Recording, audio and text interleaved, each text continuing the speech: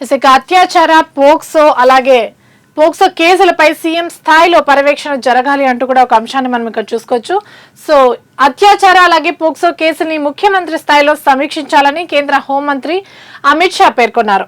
So Chennai సమీపంలో 31వ దక్షిణ ప్రాంతీయ మండలి సదస్సు కూడా జరిగింది. సో ఈ సదస్సులో ప్రధానంగా పాల్గొన్నారైనా ఇక దక్షిణాది రాష్ట్రాల ముఖ్యమంత్రులు అలాగే మంత్రులు పలు కేంద్ర శాఖల అధికారులు కూడా ఈ కార్యక్రమంలో పాల్గొన్నారు. ఇక ఇదే కార్యక్రమంలో భాగంగా నీటి వాటాలు అలాగే దక్షిణాది ప్రాతినిధ్యం అంతర్రాష్ట్ర సమస్యలపై కూడా ప్రస్తావన వచ్చినట్టు కూడా తెలుస్తుంది. ఇక మంత్రి సురేఖ కుమార్తె వ్యాఖ్యలపై ముఖ్యమంత్రి తీవ్ర స్థాయిలో ఆగ్రహం వ్యక్తం చేశారు. సురేఖ మంత్రి కుమార్తె చేసిన వ్యాఖ్యలు ఏవైతే ఉన్నాయో దానికి సంబంధించి ఇప్పుడు తీవ్ర చర్చ జరుగుతుందనే చెప్పుకోవాలి రాజకీయ వర్గాల్లో. దీనిపై కాంగ్రెస్ అధిష్టానం కూడా సీరియస్ అయినట్టే తెలుస్తుంది. ఇక నేరుగా ముఖ్యమంత్రి రేవంత్ రెడ్డిపై మంత్రి కుమార్తె సుస్మిత చేసిన విమర్శలు ఆరోపణలు కాంగ్రెస్ లో తీవ్ర స్థాయిలో చర్చనీయాంశంగా మారాయి. ఇక క్రమశిక్షణ రాహిత్యంగా భావించి నోటీసులు ఇవ్వడంతో పరిమితం కాకుండా చర్యలకు కూడా ఉపక్రమించే అవకాశం ఉన్నట్టు కూడా తెలుస్తుంది. ఇక రాష్ట్రాల జల వివాదాలకు చర్చలే శరణ్యం. ఇందాక కూడా చూసుకున్నాం, ఏళ్ల తరబడి వివాదాలు కొనసాగిస్తే ఎవరికి ఎలాంటి ప్రయోజనం ఉండదు అంటూ కూడా అమిత్ షా చేసిన వ్యాఖ్యలు ఇక్కడ ఉన్నాయి.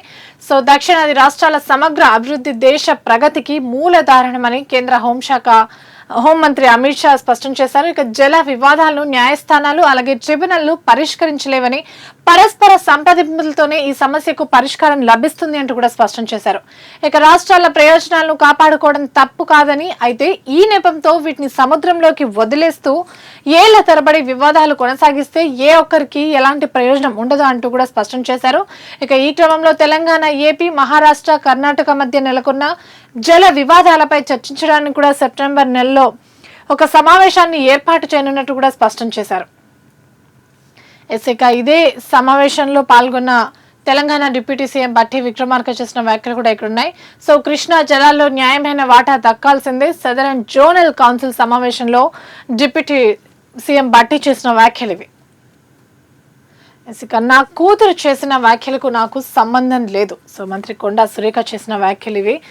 తన కుమార్తె కొండా సుస్మితా పటేల్ చేసిన వ్యాఖ్యలతో తనకు ఎలాంటి సంబంధం లేదని, ఆమె వ్యాఖ్యలను తనకు ఆపాదించడం సముచితం కాదు అంటూ కూడా రాష్ట్ర దేవాదాయ శాఖ మంత్రి సురేఖ స్పష్టం చేశారు. ఇక టీపీసీసీ క్రమశిక్షణ కమిటీ జారీ చేసిన షోకాస్ నోటీసులు ఏవైతే ఉన్నాయో వాటికి వివరణ ఇస్తూ ఆమె స్పందించారు. ఈ మేరకు తన వివరణలో కూడిన కొన్ని అంశాలను కూడా ఇక్కడ పేర్కొన్నారు. ఈ వివరణ ఇస్తూ లేఖ కూడా పంపించారు.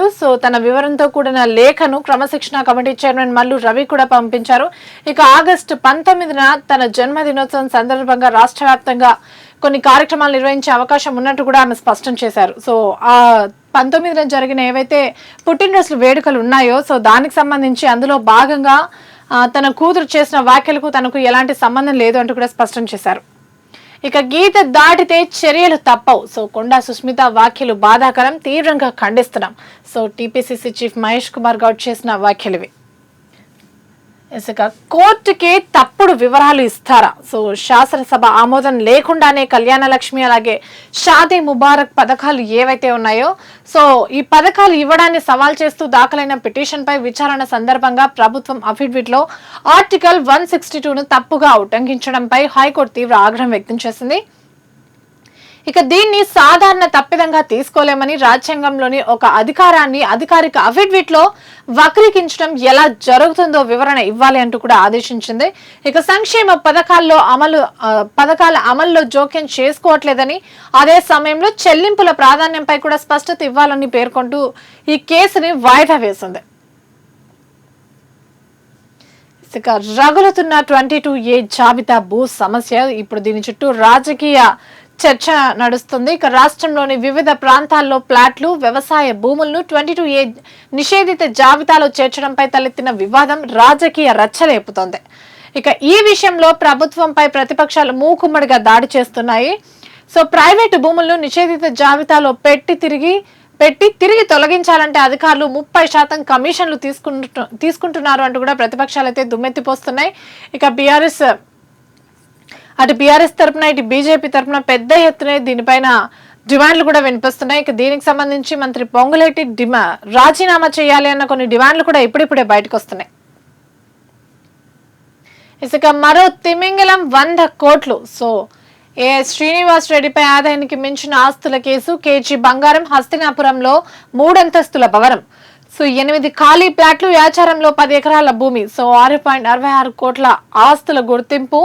సో బహిరంగ మార్కెట్లో వీటి విలువ 100 కోట్లకు పైగానే ఉంటుంది అంటూ కూడా అధికారులు అంచనా వేస్తున్నారు. ఇసుక శక్తి యుక్తులపై తలోదారి. సో పాలిటెక్నిక్ విద్యలో గందరగోళం, ప్రవేశాలు ఫీజులపై స్కిల్స్ వర్సిటీ పట్టు. సో రాష్ట్రంలోని పాలిటెక్నిక్ కాలేజీలను శక్తి విభాగంలోకి తీసుకురావడంతో పాటు ఆయా కాలేజీలను యంగ్ ఇండియా స్కిల్స్ యూనివర్సిటీకి అనుసంధానిస్తూ ప్రభుత్వం జీవో నెంబర్ 97 జారీ చేయడం గందరగోళానికి దారితీస్తుందని చెప్పాలి. ఇక ప్రభుత్వ నిర్ణయాన్ని ఓవైపు విద్యార్థుల సంఘాలు, అలాగే సాంకేతిక విద్యా మండలి ఉద్యోగులు తీవ్రంగా వ్యతిరేకిస్తుంటే మరోవైపు స్కిల్స్ వర్సిటీ పాలక మండలి పాలిటెక్నిక్ విద్యపై పట్టు కోసం ప్రయత్నిస్తుంది. ఇక విద్యార్థులు, ఉద్యోగుల వ్యతిరేకత తీవ్రతరమైతే దాన్ని దారికి తేవడం కష్టమవుతుంది అన్న కొన్ని హెచ్చరికలు కూడా వినిపిస్తున్నాయి. ఇక ఈ వ్యవహారంపై ప్రభుత్వ ఉన్నతాధికారులు సమీక్ష కూడా నిర్వహించనున్నారు. ఇక పరిస్థితిని ముఖ్యమంత్రి దృష్టికి తీసుకెళ్లిన తర్వాతే ఈ విషయంలో ముందడుగు వేసి మరో నిర్ణయం తీసుకునే అవకాశం ఉన్నట్టు కూడా తెలుస్తుంది.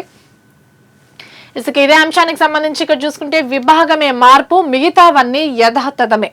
సో మంత్రి వివేక్ చేసిన వ్యాఖ్యలు పాలిటెక్నిక్ కళాశాలను సంస్కరించేందుకు శక్తి విభాగంలోకి తీసుకొచ్చాం అంటూ కూడా ఆయన వెల్లడించారు. ఇక కేవలం పరిపాలన పరంగా శాఖ మాత్రమే మారిందని, మిగిలినవన్నీ యథాతథంగా ఉంటాయి అంటూ కూడా ఆయన స్పష్టం చేశారు. ఇసుక నీట్ ఆందోళనలో పోలీసుల చర్యపై 5గురితో హైపవర్ కమిటీ కూడా ఏర్పాటు చేసింది సుప్రీంకోర్టు. ఇక ఇందులో సభ్యులుగా జస్టిస్ రవిశంకర్, అలాగే జస్టిస్ శాలిందర్ కౌర్, రిషికుమార్ శుక్లా, అలాగే ఎల్ఆర్ బిష్ణోమ్, సో వీరిని ఖరారు కూడా చేసినట్టే తెలుస్తుంది. పోలీసుల అత్యుత్సాహం, పెల్లెట్ గన్స్ వాడకంపై విచారణ చేపట్టనున్న కమిటీ మహిళా ఆందోళనకారులపై వేధింపుల ఆరోపణలు కూడా తేల్చనున్నట్టు కూడా తెలుస్తుంది. ఈ టీం పోలీసులపై దాడులు, వారి ఇబ్బందులపైన కూడా వివరాలను సేకరిస్తోంది.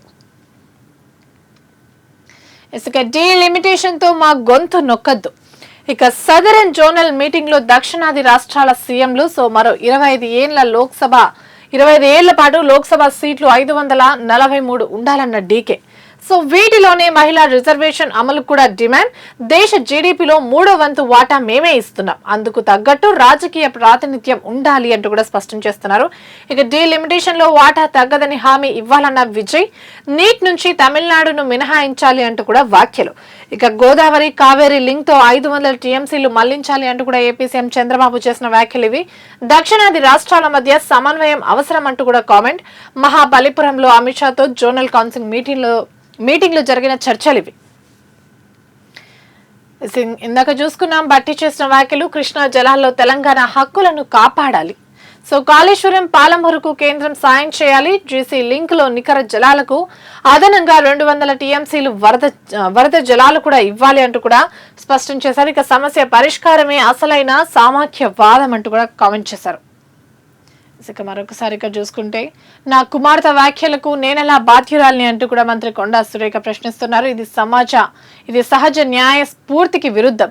పీసీసీ క్రమశిక్షణ కమిటీ చైర్మన్ కు మంత్రి కొండా సురేఖ వివరణ కూడా ఇచ్చారు. కాంగ్రెస్ నాయకత్వంపై, పార్టీ క్రమశిక్షణపై తనకు సంపూర్ణ గౌరవం ఉందంటూ కూడా లేఖలో పేర్కొన్నారు.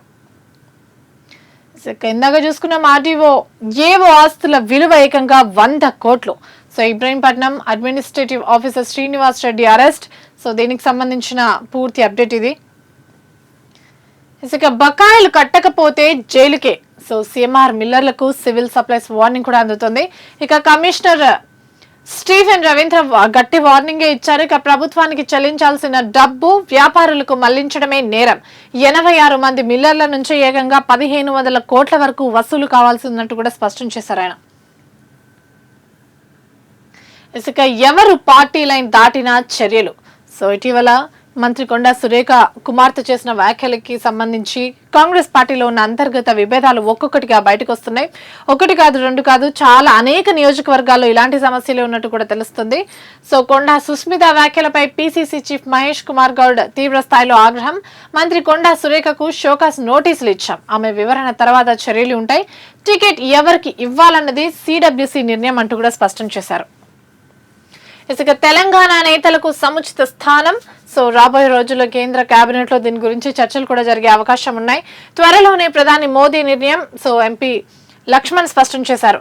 ఇక నేను బీజేపీ పార్లమెంటరీ బోర్డు సభ్యుడిగా కొనసాగుతున్న 22A ఇబ్బందులకు బాధ్యత వహిస్తూ రెవెన్యూ మంత్రి రాజీనామా చేయాలి అంటూ కూడా డిమాండ్ చేస్తున్నారు.